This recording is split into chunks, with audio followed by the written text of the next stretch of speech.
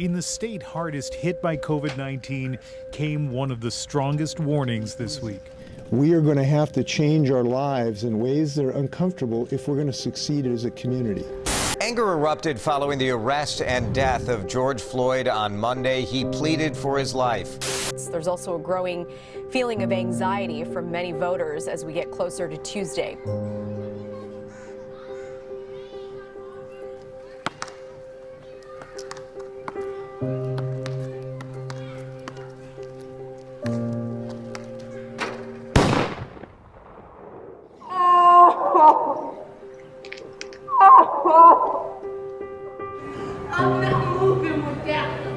We know that one person, at least one person, was shot. Neighbors say that victim may have gone into the school for help. Boom, boom, boom. You understand? It looks as terrifying as it sounded. A young man opening fire in a crowded playground, people running for their lives. Whoever did this to my son, that baby needed a hug. And we got to make sure that his name is not dragged through the mud like this was just some kind of gang-related, gang-laying And again, shooting. This happened around 3:15, right at 22nd and Union, near that area. Whole baby was only 19. He didn't even make it to 20 yet. It's too many young kids getting killed in these streets. We need to do something about it. It's getting to be out of hand. There is a movement in the United States of young people who I am very proud of, who are dealing with the structural issues that need to change if we're going to be a better society. But there is this political ploy to try to pit police brutality and police misconduct against black-on-black violence. But it's a fiction. It's all connected.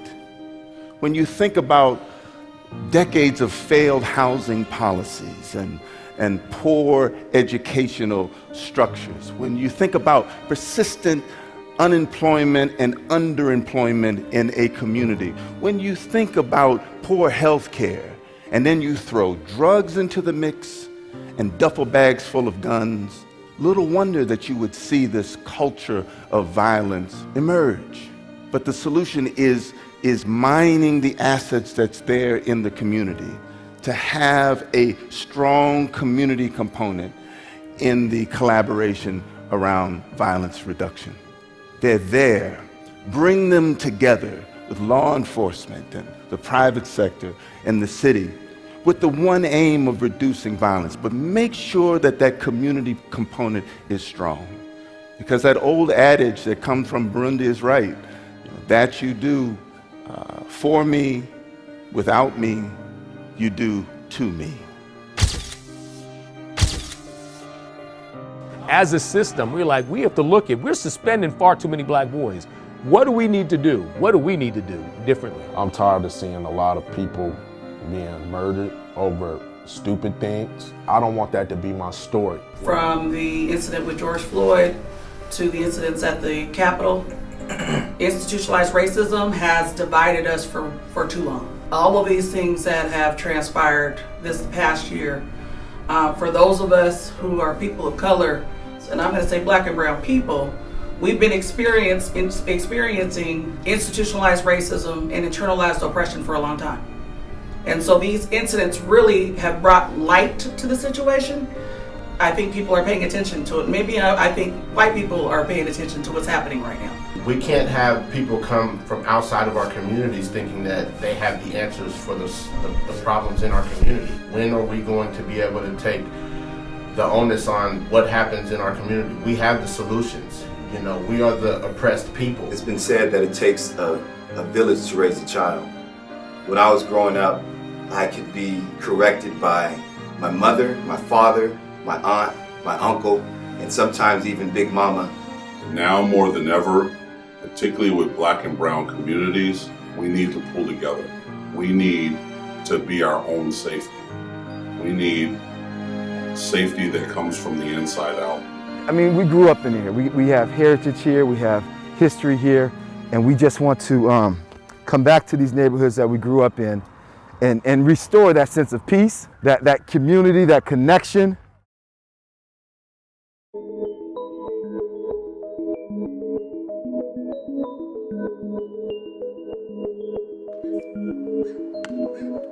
I want to welcome you to my neighborhood.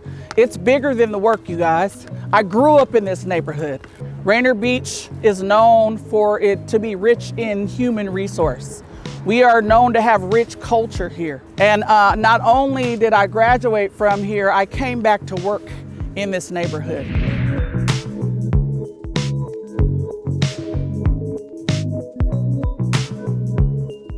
Behind me, I have the iconic Chief Sealth High School.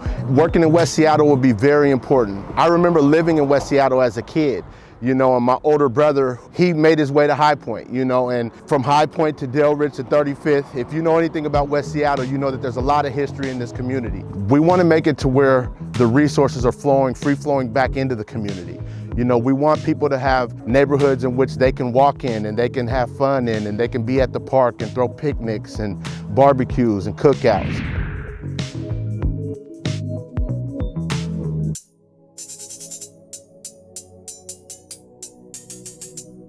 So the historical significance of being located right here, this church has been in this community for 47 years.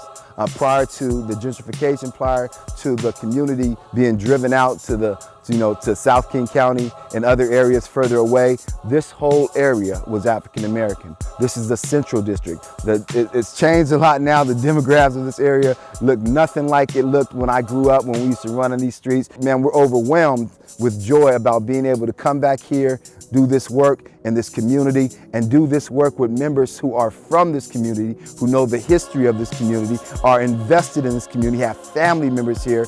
A community safety initiative based out of the South End, Central District, and West Seattle. Community safety is about relationship, and it's about community, it's about extended family. Imagine having Black and brown, safe, caring adults in the neighborhood, on the street, in the schools, surrounding our communities with care and support and love. How much greater and safer our communities would be simply because we are serving us. So just like it takes a village to raise a child, it takes the collaboration and cooperation of multiple organizations to end the violence and marginalization in our communities. YMCA, Boys and Girls Club, Community Passageways, Urban Family.